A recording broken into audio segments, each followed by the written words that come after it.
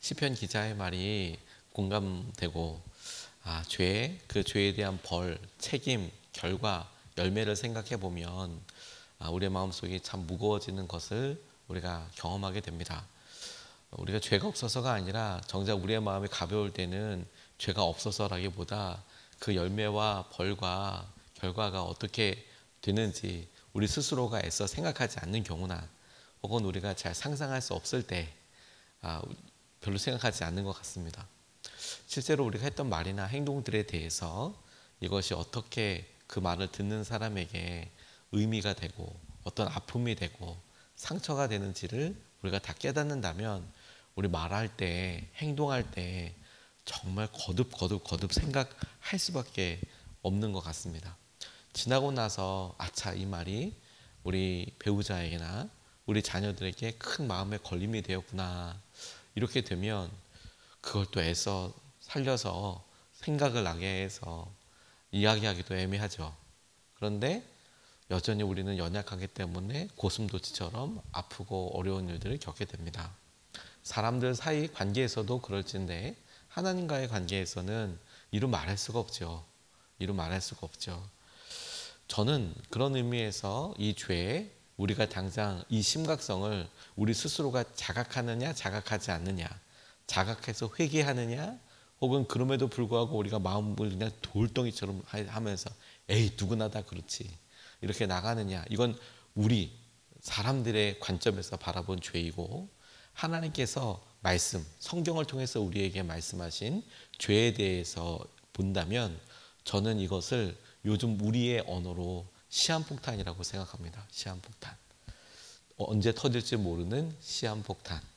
이 결과는 반드시 우리를 파괴할 만큼, 죽음에 이르게 할 만큼 아주 큰 결과를 갖게 될 건데, 문제는 이것이 째깍 시간이 흘러가고 있지만 언제 터질지 모르고, 언제 터질지 모르기 때문에 우리는 그런 두려움에 익숙해서 안 터져, 혹은 뭐 터져더라도 이게 뭐 계속 괜찮아 왔어 이렇게 생각하거나, 혹은 이거 안 터지는 거 아니야 이렇게 생각하게 되지만, 아니요, 주님께서 말씀하신 심판의 때가 있지 않습니까? 우리가 적어도 우리의 삶을 되돌릴 수 있는 우리 삶의 마지막 데드라인, 말 그대로 데드라인, 죽음이라는 한계선이 있어서 돌이킬 수도 없고 회개할 수도 없죠. 그래서 그때까지 죄에 대한 결과를 마주하는 것이 연장된다고 하더라도, 연기된다고 하더라도 우리는 주님 앞에서 반드시 우리가 했던 행동들에 대해 마주하게 될 것입니다. 물론 요한계시록 말씀은 우리 나중에 한번 살펴보게 되겠지만, 그 행동에 대해서 예수님을 믿고 구원을 얻은 사람들과 그렇지 않은 사람들과의 분명한 차이도 알려주고 있지만, 주님 앞에 서게 된다는 면에서는 다 똑같아요. 다 주님 앞에 서게 될 겁니다. 그러니 죄에 대한 결과를 마주한다, 죄에 대한 결과가 우리에게 다 드러난다고 생각해 보면 시한폭탄 맞죠. 언제 주님이 오실지 모르고 우리가 언제 마지막 삶을 다할지 모르니 시한폭탄이죠. 그렇다면 그 시한폭탄, 우리 이미 저지른 죄는 주님 앞에 회개함으로 용서받았다고 하지만, 그럼에도 불구하고 그것이 우리가 어떤 책임을 져야 한다는 거라면, 우리가 어떤 행동을 했기 때문에 결과가 있는 거라면 그건 없어지지 않습니다. 여러분, 하나님과의 관계가 아닌 우리가 어떤 사람에게 경제적인 피해를 일으켰다든지 이런 것들은 당연히 우리가 여기서 책임져야 되는 거 아닙니까? 똑같이 사람들에게 마땅히 해야 될 일들은, 그래 내가 그 일을 했기 때문에 내가 잘못했어, 그 잘못한 일에 대한 책임을 지면서 살아가야 되겠죠. 그렇게 생각해 보면 우리의 이 돌덩이 같은 마음, 주님 앞에 해결받고 이렇게 가더라도 죄에 터질 수 있는 뇌관, 그 결과에 대해서 주님이 용서해 주신 거, 어떻게 하면 그것에 대한 두려움을 완전히 우리가 잊고, 그리고 이게 터지지 않고, 그래 나는 여전히 내 안에 과거로서는 죄인이고 여전히 내 안에 그 죄를 사랑하는 마음, 익숙한 마음이 있을지라도 이건 터질 게 아니라 주님께서 용서받고 오히려 안전하게 우리의 삶을 이끌어 주시는 은혜와 마음을 누리는 방법이 무엇일까? 우리가 어제 우리의 죄의 형량에 대해서 질문해 봤다면, 오늘은 어떻게 하면 그것을 해결할 수 있는지 성경을 통해서 말하고 이해하고 기도해야겠다고 싶습니다. 우리의 수준을 성경이 말하는 죄에 일단 맞춰야 되겠어요. 우리가 우리 스스로 어떤 일을 인정해서 이건 죄야, 혹은 사회적으로 이건 죄야, 다른 사람에게 분명히 피해가 됐어, 이렇게 생각하는 수준과 성경이 우리에게 말하는 죄, 그 수준이 일단 같아져야 될 것 같아요. 우리 스스로가. 그래야 회개라는 것이 가능하겠죠. 근데 성경이 말하는 죄에 이렇게 나와 있습니다. 로마서 8장 28절에서 32절 말씀을 제가 프린트에 적어 놨는데 이렇게 나와 있습니다. 사람들이 하나님을 인정하기를 싫어하므로 하나님께서는 사람들을 타락한 마음 가운데 내버려 두셔서 해서는 안 될 일을 하도록 놓아두셨습니다. 그러면서 죄에 대한 이야기가 쭉 나와요. 사람들은 온갖 불의와 악행과 탐욕과 악의로 가득 차 있으며 시기와 살이와 분쟁과 사기와 적의로 가득 차 있으며, 자, 여기서부터 수군거리는 자요, 중상하는 자요, 하나님을 미워하는 자요, 불손한 자요, 오만한 자요, 자랑하는 자요, 악을 꾸미는 모략꾼이요, 부모를 거역하는 자요, 우매한 자요, 신의가 없는 자요, 무정한 자요, 무자비한 자입니다. 32절, 그들은 이와 같은 일을 하는 자들은 죽어야 마땅하다는 하나님의 공정한 법도를 알면서도 자기들만 이런 일을 하는 것이 아니라 이런 일을 저지르는 사람을 두둔하기까지도 합니다. 이렇게 이야기 나와 있습니다.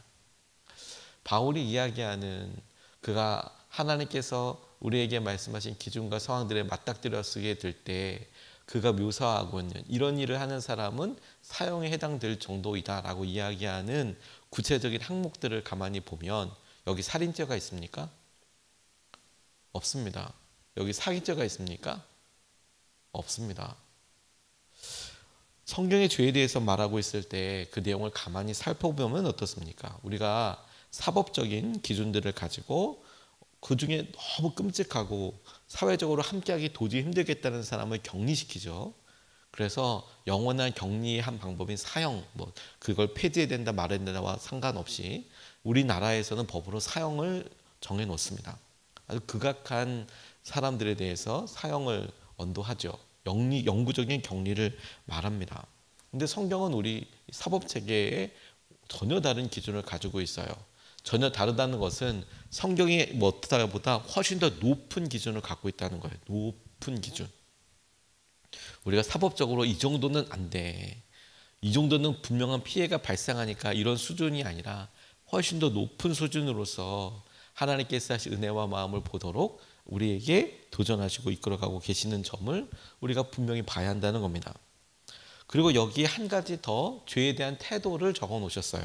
그게 뭐냐면 이런 일을 저지르는 사람을 두둔하기까지 합니다. 그렇게 해, 그럴 수도 있지 뭐, 그렇게 해도 안 하는 사람이 어디 있어. 자, 이렇게 얘기하는 태도가 보게 되는 거죠. 이런 일들이 시한폭탄처럼 그 마지막 날을 향해서 나아가고 있는 거예요. 우리의 마음의 동기와 태도가 그렇다고 하면 우리가 모략을 했다? 안 한 것 같은데요. 그런데 여러분, 요즘 학폭이나 그 학폭 가해자, 피해자들이 이야기하는 것을 보면 가해자들은 다 안 했다 해요. 피해자들은 죽을 뻔했다고 그래요. 누구 말이 맞습니까? 피해자 말이 맞지 않습니까? 아닌가요? 가해자 말로 그냥 나를 이렇게 얽어매려고 한다라고 이럴 게 아니라 피해자들은 실제 피해를 받았지 않습니까? 그러니 하는 사람 입장에서는 잘 몰라요, 죄를. 그러니 우리가 중상, 그리고 여기 나와 있는 불손, 부모를 거역하는 거, 그리고 신의가 없는 거, 무정한 거, 우리가 봤을 때는 이 정도는 다 하고 있지 뭐, 혹은 이건 지나갔잖아. 근데 그 일로 인하여서 무너져서 힘든 사람들에 대한 결과나 마음들을 보면 우리 참 너무 힘들죠. 우리가 우리 자녀들 안타깝게 아픔으로 그들의 상처를 마주하게 될 때 정말 황당하고 어려운 것은, 예전에 우리가 했던 말이 우리 자녀들에게는 못과 같이 박혀 있어서 그때 그랬잖아, 이런 말 듣게 된다면 너무 힘들죠. 그 말을 기억도 안 나는 말들, 그런 말들을 가지고 이렇게 이야기하죠. 저도 한 번은 예전에는 선한목자교회에 있을 때 그 전전교회에 있었던 그런 형제 자매에게서 갑자기 전화가 와서 목사님 그때 그러한 것이 되게 섭섭했습니다.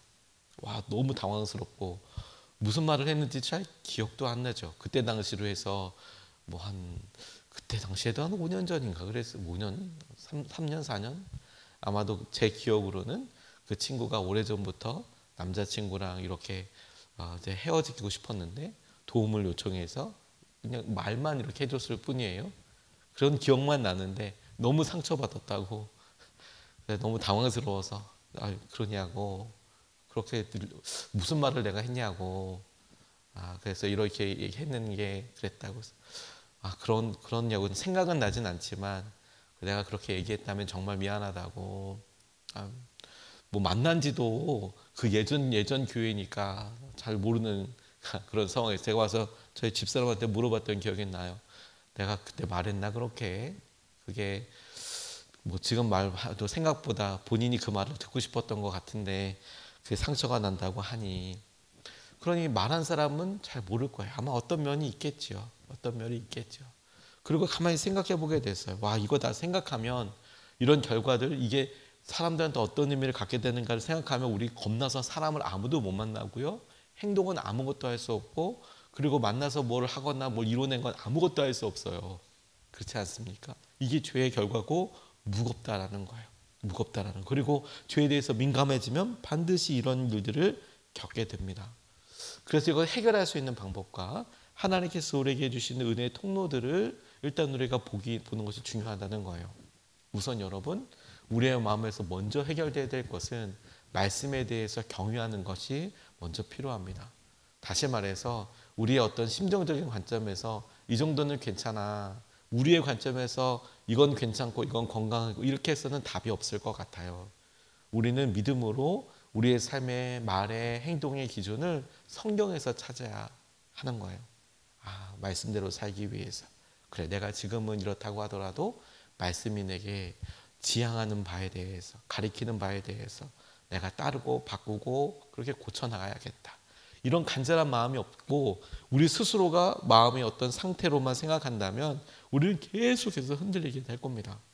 주님을 향한 마음을 온전히 보고 의지하게 되는 거죠. 마크 트웨인이라는 분이 이런 말을 했다 해요. 성경에서 나를 괴롭히는 말씀은 내가 이해하지 못하는 부분이 아니다. 내가 이해해야 하는 부분이다. 어떤 말씀인지 이해가 되시나요? 성경이 나를 막 괴롭히고 내 마음속에 막 부대낌을 주는 부분은 읽었는데 무슨 말인지 몰라. 그런 부분은 하나도 걸림이 되지 않는데 주님께서 네가 이웃을 용서해라. 혹은 네가 이러이러한 일에 대해서 정결하라. 네가 이러이렇게 해라라는 말씀이 이해가 돼. 근데 이게 마음에 걸림이 돼. 주로 이런 말씀들이 우리에게 힘들고 어려움이 이해가 되는 부분들 그렇구나라는 말씀들. 그리고 하나님의 말씀을 경외한다면 바로 그런 부분들을 말씀으로 결론 삼으라는 거예요. 이런 각오가 있으면 하나님께서 우리에게 해주시는 죄에 대한 깊이뿐만 아니라 사랑의 깊이, 은혜의 깊이도 누릴 수 있게 되는 것입니다. 어떻게 이것을 해결할 수 있을까? 이 해결할 말 자체가 오늘 우리 본문 말씀 시편 말씀을 읽었던 것을 보면 이렇게 나와 있어요. 내 죄의 벌이 나를 짓누르니 이 무거운 짐을 내가 더는 견딜 수 없습니다. 죄의 결과에 대한 무게감과 그것에 대한 심각함을 알아야 주님 앞에 엄중하게 나아가게 되는 거거든요. 죄에 대한 깊이와 그 결과를 아주 경하게 가볍게 여긴다면 하나님께서 우리에게 주신 은혜도 얼마만한 큰 은혜인지에 대해 우리가 잘 몰라요. 그걸 단순하게 값싼 은혜로 그냥 거저받는 은혜지 뭐. 그냥 우리가 그걸 알면 그냥 거저받는 은혜지라고만 생각해요. 그렇지 않습니다. 우리가 어떻게 얻은 새 생명이냐, 혹은 우리의 관계에 있어서도 어떻게 얻은 서로의 관계이냐, 어떻게 쌓아간 것이냐, 그거 더 깊이, 더 충만하게 느낄수록 사랑에 대한 태도와 마음이 달라지죠. 은혜에 대한 태도가 달라집니다. 죄의 동전의 양면과 같은 것이 사랑, 은혜라고도 하는 사랑이라고 말씀드렸는데 죄에 대한 깊이와 태도가 분명할수록 우리가 허락받은 은혜도 너무 분명해지고 그 깊이가 실제적인 능력이 되는 거예요. 그래서 우리의 마음속에 이런 아픔이 크다고 생각되면 우리 스스로 비로소 감당할 수 없다고 생각하게 되는 거예요. 오늘 시편 기자처럼 이 무거운 짐을 내가 더는 견딜 수 없습니다. 우리 스스로 감당할 수 없습니다. 이것을 그냥 말로써 그냥 감당할 수 없습니다. 이게 아니라 내가 감당하기 싫습니다. 이것도 아니고 내가 노력을 해봤는데 어떻게 사람들한테 이제 어떻게 말해야 될지도 모르겠고 뭘 해야 될지도 모르겠고 그것이 내 마음의 깊이와 죄에 대한 이런 살아있는 마음 때문에 그런 사람에게 비로소 예수님을 통한 하나님의 계획과 그분의 이루심이 믿어지게 되는 거예요. 요한복음 3장 16절 말씀을 보면 하나님께서 세상을 이처럼 사랑하셔서 외아들을 주셨으니 이는 그를 믿는 사람마다 멸망하지 않고 영생을 얻게 하려는 것입니다. 비로소 이 말씀이 모든 사람들에게 주어진 말씀이지만 그 죄에 대해 더 이상 내가 견딜 수 없다고 생각하는 사람에게 비로소 이것이 놀라운 복음의 열쇠가 되죠. 외아들을 주셨고 그를 믿는 사람마다 멸망치 않고 이렇게 무거운 짐 가운데 넘어지지 않고 주님을 믿고 따르게 영생을 얻게 하려는 것이다. 그 주님을 만나잖아요. 그리고 그 주님께서 우리에게 구원이 되시는 것을 우리가 마침내 보게 되는 거예요. 그리고 여러분 이렇게 구원받은 사람은 그때의 마음과 그때의 기분으로만 사는 것이 아니라 주님과의 회복된 이 관계 가운데 주님께서 따라오는 사랑의 회복으로 인하여 그 사랑에 의지해서 살아가게 돼요. 하나님의 계획을 믿게 되고 하나님의 사랑의 힘을 의지하게 됩니다. 우리의 사랑의 힘이 아니라. 로마서 8장 38절 39절 말씀을 보면 나는 확신합니다. 죽음도 삶도 천사들도 권세자들도 현재일도 장래일도 능력도 높음도 깊이도 그 밖에 어떤 피조물도 우리를 우리 주 예수 그리스도 안에 있는 하나님의 사랑에서 끊을 수 없습니다.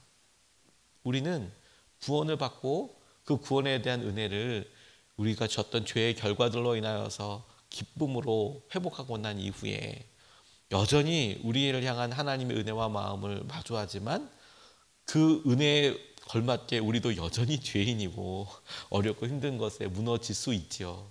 그런데 여러분 하나님이 우리를 사랑하시는 그 사랑에 의해서 우리는 하나님 나라 갈 때까지 그 사랑의 능력을 힘입어 살아가게 돼요. 이게 기쁨인 거죠. 죄에 대한 승리는 우리가 승리한 우리의 승리가 아니고 복음의 승리예요. 복음의 승리. 그리고 십자가의 능력이라고 할 수 있고 하나님의 의지, 사랑하시겠다라고 하나님의 의지가 되는 것입니다. 그게 죄가 뻥 터져버릴 수밖에 없는 시한폭탄과 같은 죄의 뇌관을 싹 없애버려요. 죄를 싹 없애버려요. 여전히 죄성이 우리 가운데 있는 것처럼 우리는 느껴지지만 하나님은 그것을 사랑으로 보시겠다라고 선포하시고 의지하시죠. 그래서 사랑이 이길 수 있다는 말은 우리의 사랑이 그것을 이길 수 있다는 게 아니고 하나님의 사랑, 우리를 향한 하나님의 사랑이 그것을 이기게 한다는 거예요. 제가 박보영 목사님이라는 분이 설교 시간에 꿈 이야기를 이렇게 하셨는데 그 꿈 이야기가 너무 제 마음속에 와서 닿았던 적이 있습니다. 이런 얘기였어요. 그분 설교를 들었던 몇몇 분들은 아시겠지만 이분이 목회하는 길에 가다가 자신의 아들을 한 명인데 자기 사역지에 오지 말라 이런 이야기를 했던 적이 있습니다. 왜냐하면 그때 당시만 해도 안성에서 목회하실 때 거리의 아이들과 같이 사셨거든요. 폭주족 오토바이 타는 이게 사람들. 그래서 교회 안에서 막 때리기도 하고 막 이성간에 아주 문란하게도 하기도 하고 교회 안에서 지하 교회 뭐 이런 교회들 사는데 너무 이렇게 힘들게 있을 때였거든요. 근데 아들이 자기 여자친구 생겼다고 그게 찾아왔어요. 찾아왔는데 아주 험하게 힘들게 살고 있는 아버지를 이렇게 보죠. 그런데 이 목사님이 오랜만에 몇 년 만에 아들을 보니까 너무 예쁘더래요. 아들이. 그리고 아들이 여자친구라고 데리고 왔는데 진짜 너무 예쁘더래요. 처음 여자친구라고 데리고 왔는데. 그래서 아버지 생일이라고 이 케이크 사갖고 왔는데 그런데 애들이 막 뒤에서 막 쌍욕을 막 이렇게 하면서 저 XX 우리 볼 때 눈이랑 지 아들 볼 때랑 눈빛이 다르다고. 여러분 같겠습니까? 그 눈빛이 다르다고 저씨. 근데 애들이 어른한테 이렇게 얘기한다는 것 자체도 너무하죠. 아들 찾아오니까 저 눈빛 다르다고 저씨. 막 하고 막 뒤에서 욕하고 막 그러니까 박보영 목사님이 처음에는 애들이 너무 짜증나고 힘들죠. 자기 친아들이 찾아왔는데 같이 살던 애들이 막 저 자기 볼 땐 다르다고. 근데 정말 그런가 이런 생각해보고 자기 아들한테 뭐 나 찾아오지 마 앞으로 이렇게 말했대요. 너무 안타깝지만 아이들이 너무 요동하니까. 그런데 이 아들이 정말 얼굴빛을 싹 바꾸더니 아빠는 나를 2번 버렸어. 그리고 나가버리더래요. 문을 쾅 닫고 여자친구 손잡고 나가버리더래요. 목사님 마음이 너무너무 아파서 그치 내가 주님께서 주신 사명의 길을 가는데 오토바이 타고 다닌다고 해서 이렇게 사랑하기로 했으면서 내가 내 아들 보는 눈으로 똑같이 얘네들 봐야지. 그거 그러면서 이렇게 했는데 아들한테는 막상 큰 상처를 준 거잖아요. 근데 이분이 그렇게 이야기하면서 꿈을 꾸게 됐대요. 꿈을. 그런 아들인데 꿈을 꾸었는데 꿈속에서 아들이 꿈속입니다. 아들이 살인을 하고 급하게 돌아왔대요. 평소 때 아들에게 늘 미안한 마음이었던 목사님은 꿈속에서 아들 대신 옷을 입고 교도소에 들어가셨대요. 그런데 사형이 집행되기를 기다리게 되셨대요. 꿈속에서. 그런데 마음이 하나도 억울하거나 슬프지 않고 오히려 정말 행복했대요. 그 꿈을 꾸는데 내가 아들을 위해서 대신 죽을 수 있다는 게 너무 행복했대요. 너무 행복했대요. 대신 죽을 수 있어서 감사했고 너무 기쁘셨대요. 저 그 얘기를 듣고 이게 하나님 아버지 마음이지. 그래, 이게 하나님 아버지 마음이지. 십자가를 지셨던 예수님 마음이지 이게. 그래 이게 예수님 마음이겠다. 이런 마음이 예수님 마음이겠다. 우리가 죄에서부터 구원받는 이유는 뭔지 아십니까? 우리는 때로 우리의 회개, 우리의 태도 여기에 아주 방점을 두고 싶지만 아니에요, 여러분.